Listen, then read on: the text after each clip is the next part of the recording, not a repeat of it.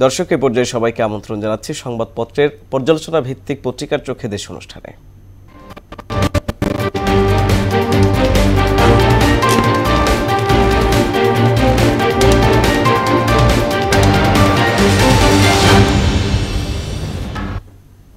দর্শক অনুষ্ঠানে আজকের অতিথি মোহনা টেলিভিশনের যুগ্ম বার্তা সম্পাদক নাসির উদ্দিন।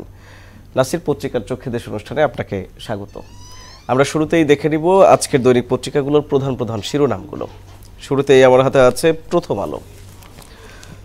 কমিশনের সুপারিশের সঙ্গে ভিন্নমত ইসির, পুলিশকে অবহেলা করে পাশ কাটিয়ে দেশ গড়া যাবে না।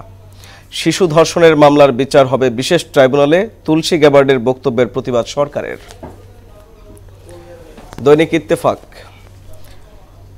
আমরা বলছি ডিসেম্বরের নির্বাচন, হাতে সময় বেশি নেই, সংস্কার যা করার করে ফেলতে হবে।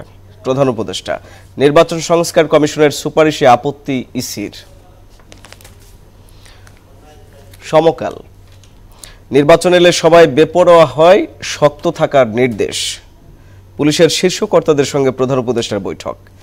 কাগজে আইনজীবী রাহাত, বিল তুলেছেন শেখ তাপস। সংস্কার কমিশনের 9 সুপারিশে আপত্তি নির্বাচন কমিশনের। বাংলাদেশ প্রতিদিন, তুলসী গ্যাবার্ড বাংলাদেশ পরিস্থিতি নিয়ে গভীরভাবে উদ্বিগ্ন যুক্তরাষ্ট্র। পুলিশকে শক্ত থাকার বার্তা প্রধান উপদেষ্টার। পুলিশকে অবহেলা করে দেশ গড়া যাবে না। যুগান্তর, পুলিশ কর্মকর্তাদের সঙ্গে বৈঠকে প্রধান উপদেষ্টা, ডিসেম্বরে নির্বাচন, সংস্কার এর মধ্যে করতে হবে। সরকারকে বেকায়দায় ফেলার ষড়যন্ত্র, সামনে বাম, পেছনে আওয়ামী লীগ। বণিক বার্তা, যমুনার বুকে দেশের দীর্ঘতম ডাবল লাইন রেল সেতু। The Daily Star, electoral system, EC opposes key reform proposals. Child rape, new DNA labs, tribunal for victims. Nasir, আমরা শিরোনামগুলো দেখছিলাম এবং আমরা শুরুতেই চলে যাব প্রথম আলোর একটা শিরোনামে, যেখানে প্রধান উপদেষ্টা ডক্টর মোহাম্মদ ইউনূস পুলিশ কর্মকর্তাদের সঙ্গে বৈঠকে তিনি বলেছেন, পুলিশকে অবহেলা করে পাশ কাটিয়ে দেশ গড়া যাবে না।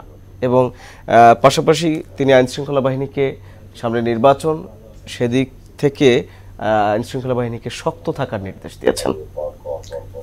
হ্যাঁ, গতকালকেই পুলিশের মাঠ পর্যায়ে যে শীর্ষ কর্মকর্তারা আছেন তাদের সঙ্গে প্রধান উপদেষ্টার যে বৈঠক বা যে মতবিনিময় কিংবা সভা যেভাবেই দেখি না কেন, তিনি সেখানে বেশ কিছু গুরুত্বপূর্ণ দিক নির্দেশনাই দিয়েছেন। তিনি একটা কথাই বোঝাতে চেয়েছেন যে পুলিশকে বাদ দিয়ে এই যে বা পুলিশকে অবহেলা করে দেশের এই ধরনের যে দেশের যে দেশ গঠন কিংবা নতুন বাংলাদেশের যে ধরনের স্বপ্নের কথা বলা হচ্ছে, সেই স্বপ্নটাকে মূলত বাস্তবায়ন করা সম্ভব হবে না। তিনি এটি স্পষ্টভাবে বলে দিয়েছেন। অর্থাৎ পুলিশকে তার হারানো মনোবল ফিরিয়ে আনার জন্য বা পুলিশকে চাঙ্গা ভাব ধরে রাখতে প্রয়োজনীয় যা যা সংস্কার বা যে ধরনের নির্দেশনা দরকার সেটা তিনি দিয়েছেন।